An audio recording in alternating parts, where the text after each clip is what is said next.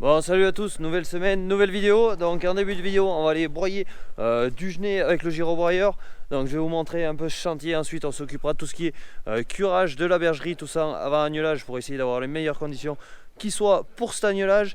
Et tout de suite on va commencer par quelques rushs de la semaine précédente que j'ai pas pu vous caler dans la vidéo, qui elle était vraiment trop longue, pour faire un peu le bilan, tout ce qui s'est passé en termes de quantité sur le drainage, bac ou pas bac, avec toutes les explications pour. C'est parti maintenant.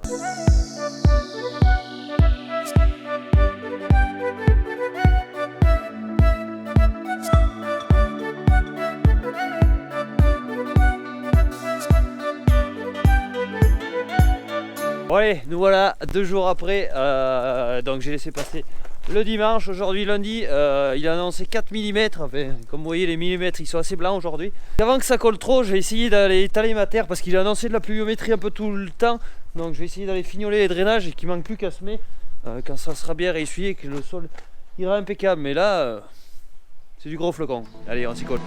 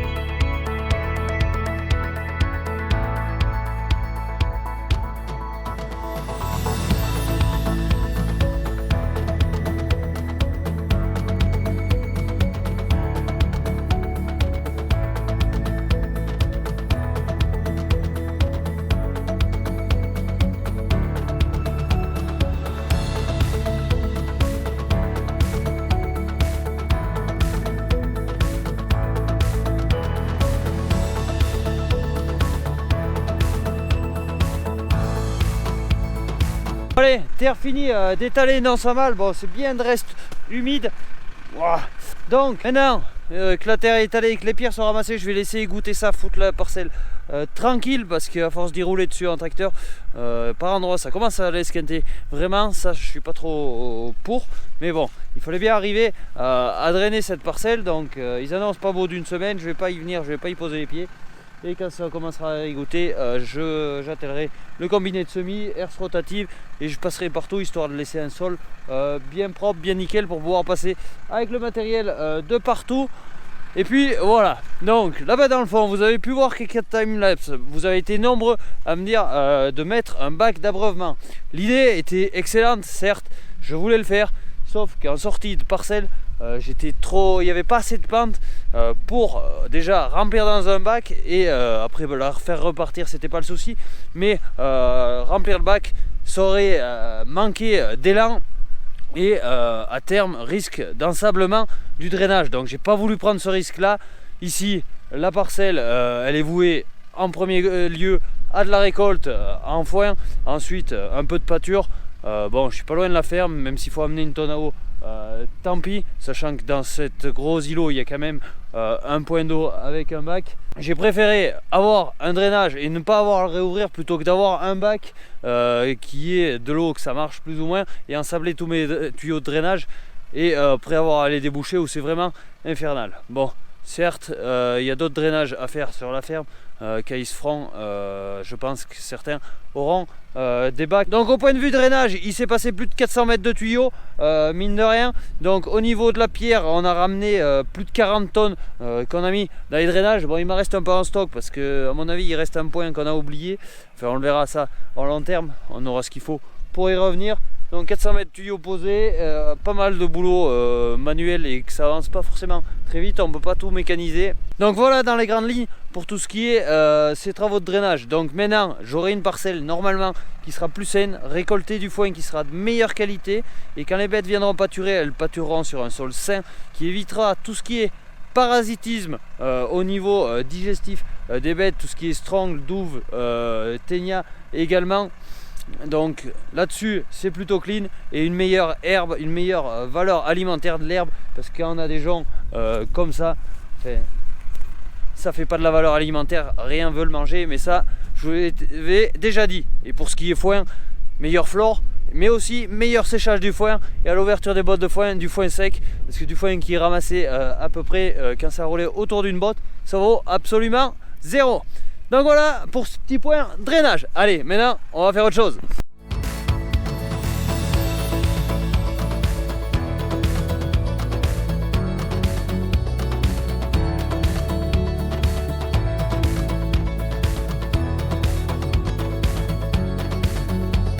Bon allez, nous voilà quelques jours après, voire presque une semaine après, donc on a eu du temps très froid, donc de la neige. Bon, la neige a eu un avantage au départ, c'est de bien humidifier le fumier, mais après le temps s'est tourné au gel, même en journée. On avait retrouvé un temps hivernal où il faisait -2 même en journée, donc depuis hier ça a tendance à vouloir faire un peu plus chaud. Hier on est passé au 0, aujourd'hui ils annoncent beau, les autres prochains jours aussi ils annoncent beau en termes de température. Donc je vais en profiter pour aller passer un peu de gyro parce qu'il va bien falloir amortir cet outil. Et puis j'ai un peu de travail à faire avant que la végétation démarre à certains endroits, donc je vais aller bricoler tout ça. Ensuite on s'attaquera au curage de la bergerie parce que l'agnelage dans moins de 10 jours maintenant il va commencer. Il faudra être prêt en bergerie pour pouvoir accueillir les petits agneaux qui vont naître. Bon allez, maintenant on va passer un peu de gyro.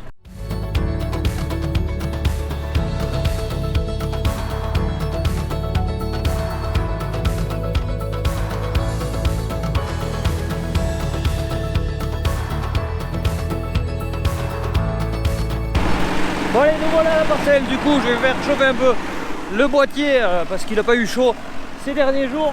Donc le travail se situe ici. Donc comme vous voyez derrière moi, il y a des genêts, il y a des ronces et tout autour il y a des prairies. Bon, ça c'est un endroit où je ne peux pas le labourer ni le travailler avec le matériel parce que c'est tout simplement plein de pierres. Donc je m'en sers ici les automnes quand les brebis sont là pour que ça leur serve d'abri. Donc il reste des arbres, donc elles sont bien à l'abri quand il fait pas trop beau ou si malheureusement des fois il fait chaud.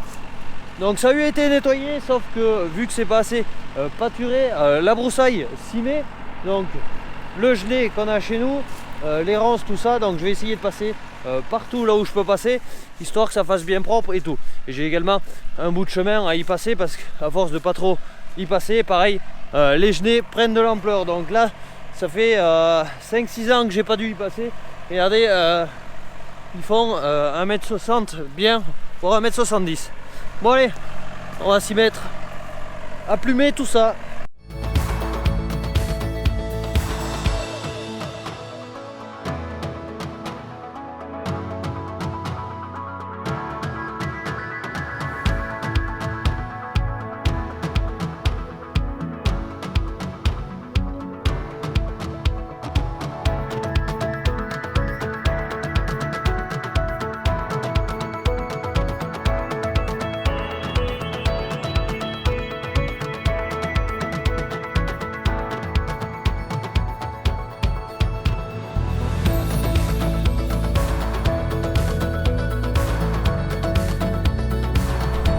Voilà, quelques moments plus tard, hop, donc tout est nettoyé, tout est broyé.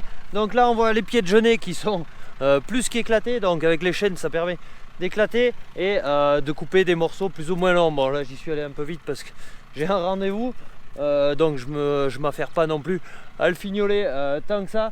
Bon, aujourd'hui les brebis peuvent y repasser dedans même si elles y passaient un petit peu, mais ça permet de voir aussi s'il n'y a pas de brebis des fois de malades au milieu des genêts ou autre. Donc ça sera propre. Voilà, ça sera propre, ça sera fait pour quelques années. Maintenant ça sera plus de l'entretien, mais vu que j'avais pas de gyro digne de ce nom avant, on laissait parfois des petits coins sans broussailler et où c'est ensuite vraiment galère à reprendre pour remettre tout simplement en état. Bon, je vais aller m'occuper de mon petit chemin et ensuite on fera autre chose.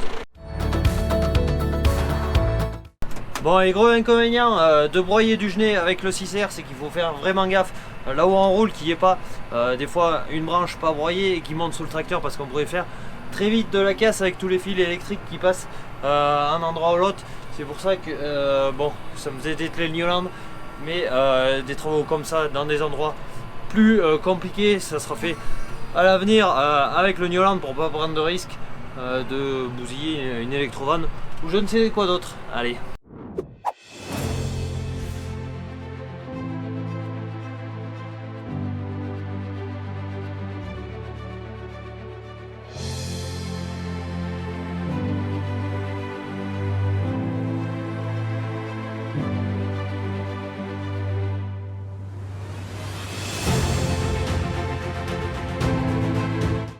Bon allez, lendemain, changement de métier, du coup je vais m'occuper de sortir le fumier, pareil, l'intégralité de la bergerie. Bon, ça fait pas très longtemps que je l'ai sorti, je l'avais sorti tout début février, ça aurait pu attendre encore un mois, sauf que l'agnelage va attaquer sous maintenant moins de 10 jours, et je veux que ça soit nettoyé, parce que d'ici qu'il arrive des mères avec des agneaux sur ce côté, ça va être d'ici plus de 3 semaines, enfin 15 jours, 3 semaines après le début de l'agnelage.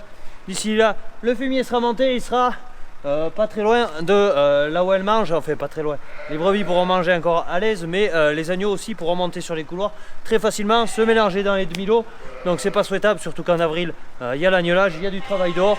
Donc on va sécuriser le truc, faire descendre le niveau du fumier, que ça soit bien propre, au moins les agneaux pourront pas monter sur les couloirs. Et autre avantage, dégagement d'odeur et d'ammoniac qui sera beaucoup plus faible. Les petits agneaux qui vont naître, vu qu'il n'y aura pas de fumier, il n'y aura pas cette fermentation comme il peut y avoir quand il y a trop de litière accumulée. Donc ça sera un très bon point. Et de plus, au mois d'avril, en général chez nous, il commence à faire beau et chaud en journée.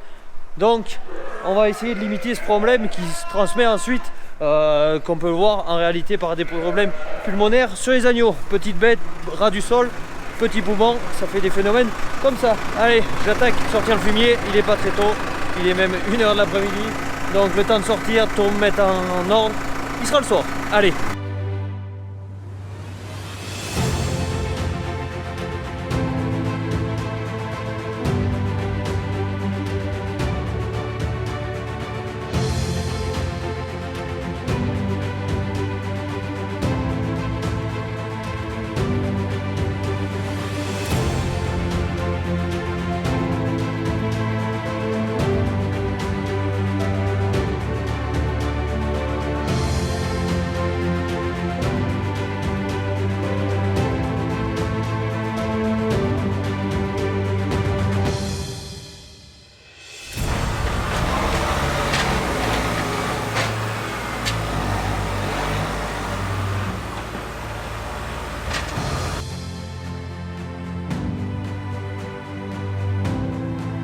Bon allez, curage du bâtiment, enfin de cette partie fait, donc tout est nettoyé, tout est propre. Maintenant il ne reste plus qu'à remonter tout ce qui est mangeoire et tout. Bon, c'est le côté où je perds le plus de temps, c'est le côté où il y a le plus de petits lots qui me permettent ici de tenir mes toutes petites agnelles pour faire le sevrage et le début de l'alimentation en temps qu'agnelle.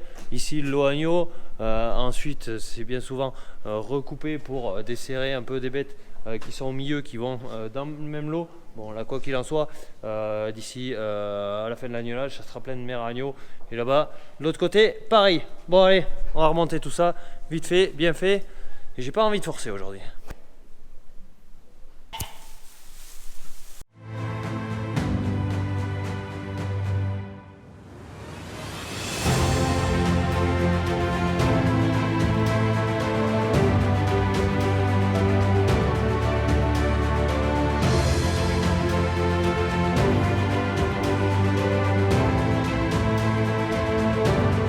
Bon allez, c'est fait. Du coup, tous les parcs sont remontés, une partie des brebis sont mises, il me reste une vingtaine à rentrer là-bas au fond. Donc ici, on a tout ce qui est mère agneau, qui avait fait l'agneau au courant novembre-décembre. Et là, c'est les agneaux nés en novembre-décembre, donc 31 agnelles conservées pour flot. Donc à chaque agnelage, c'est grosso modo 30 bêtes, donc 90 agnelles par an qui restent sur la ferme, qui sont nées, élevées et qui vont servir au renouvellement des brebis que je réforme. Donc comme vous pouvez voir, il y en a une qui est bien blanche. Je l'ai plus gardée de par sa couleur qu'autre chose. Donc elles sont là, elles vont y rester pas trop longtemps, le temps de faire le sevrage et tout. Et ensuite elles seront, dès que les brebis iront pâturer, elles seront ici au milieu, en haut. Et ça se passera plutôt bien avant qu'elles aillent manger celle-ci de l'herbe. Bon, du coup, premier côté de curé. Maintenant il ne me restera plus que les deux autres à faire, un par jour, sachant que j'ai des rendez-vous encore entre temps. Ça devrait le faire, allez.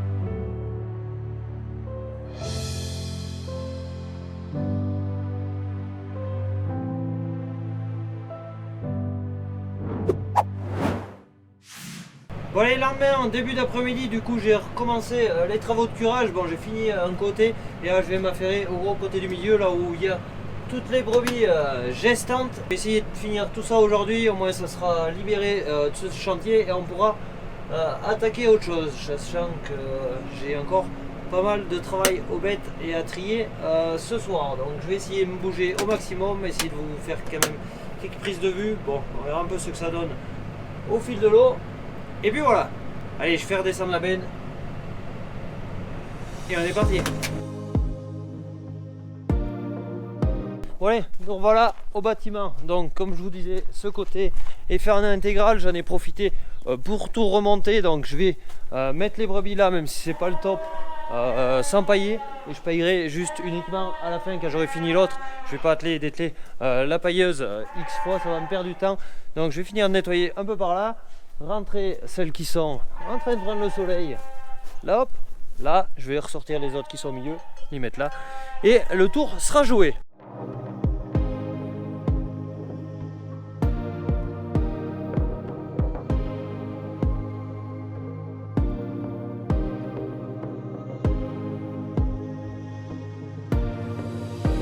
Allez, brebis changées, donc elles vont faire un petit peu de bronzette dehors, donc je vais m'occuper de sortir tout ce qu'il y a là. Bon, il n'y a pas bien de fumier non plus, on est à la moitié de la capacité que ça pouvait accueillir. Mais bon, sachant que je vais monter mes cases d'agnelage là et que ça va rétrécir de la paillée, le fumier va monter très très vite. Et pour tout ce qui est bien-être des brebis, plus le fumier est curé, moins de dégagement d'ammoniac et mieux c'est. Donc tout est en piste, donc plus qu'à faire feu et à se dépêcher. Il va être 3h de l'après-midi, ça devrait passer large. Allez.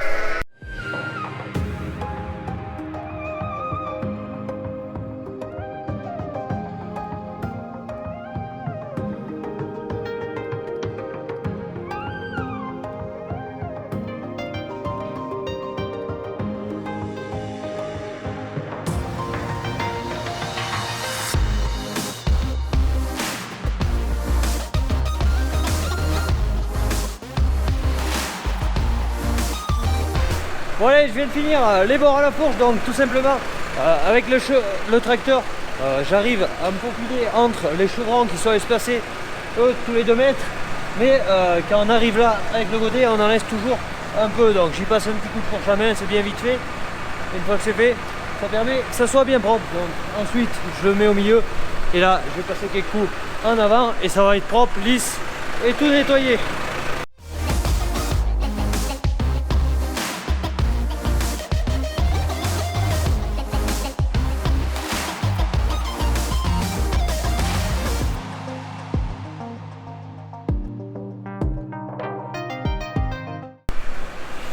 C'est son poids celle-là. Allez, on va vider maintenant la bête.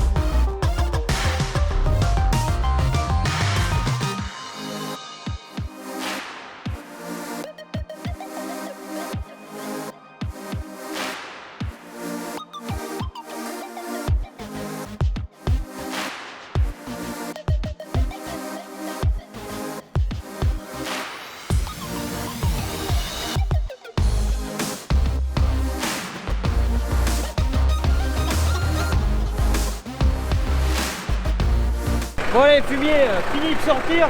Du coup, je vais charger ma botte de paille dans la pailleuse. Donc une botte de paille par air paillé grosso modo.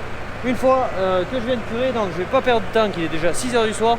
Je vais mettre mes 2 bottes de paille et ensuite je commencerai l'alimentation des brebis. Allez.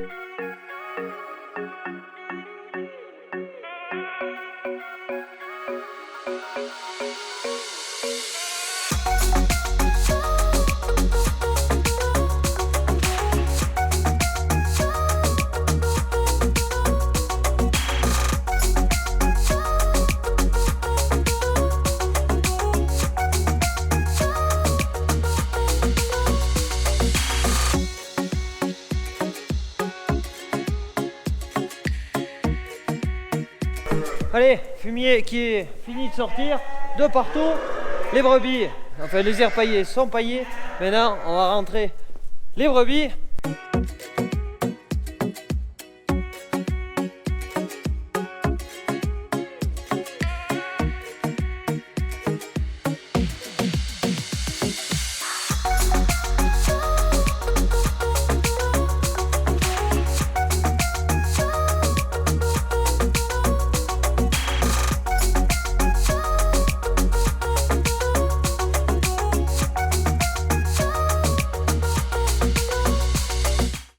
Bon allez, le lendemain, comme vous avez pu voir, avec quelques timelapse, donc j'ai empilé mon tas de fumier histoire que ça ressemble à quelque chose, et ensuite j'ai déroulé le géotextile sur le fumier. Bon, j'avais déjà fait des vidéos explicatives là-dessus, j'y reviendrai pas encore. Vous avez été nombreux à me demander si j'avais les résultats. Les fumiers sont pas partis encore à l'analyse, mais dès que je l'aurai, je vous ferai un retour dans une vidéo courte pour savoir si c'est vraiment efficace pour lutter contre le lessivage des éléments nutritifs, et notamment à savoir l'azote dans le fumier. Donc je me suis pas embêté, là j'ai juste calé avec quelques boudins, même quand il fait du vent. C'est une bâche qui s'envole, c'est un géotextile qui s'envole très peu, c'est pas comme les bâches d'ensilage. Bon, pour ce qui est de ce fumier, il va rester en tas plus de 6 mois, 8 mois, enfin ça va dépendre un peu. Les premières reprises sera pour les semis de céréales ou plutôt pour semer le dérobé après ensilage, mais ça on y reviendra en temps et en heure, et ça dépendra beaucoup du temps et de la météo. Donc voilà pour ce point, la bergerie est curée, le fumier est bâché, donc impeccable, on peut aller travailler à faire autre chose. Allez. Bon allez, voilà pour cette vidéo. Du coup le lendemain j'en ai profité pour nettoyer tout ce qui était tracteur, chargeur, benne de Kuma et tout ce qui avait un peu de sale. Donc maintenant on est fait un prêt pour attaquer d'autres travaux. Donc je vais me dépêcher à faire les bricoles qui restent à faire un peu loin ou qui prennent du temps avant de commencer l'agnelage, histoire d'être au clair à peu près de partout. Donc on va rester là pour cette vidéo de cette semaine. Donc toujours pareil, n'hésitez pas à vous abonner, à liker, à commenter. J'essaierai de répondre au plus vite. Moi je vous laisse. En attendant, ciao, bye bye.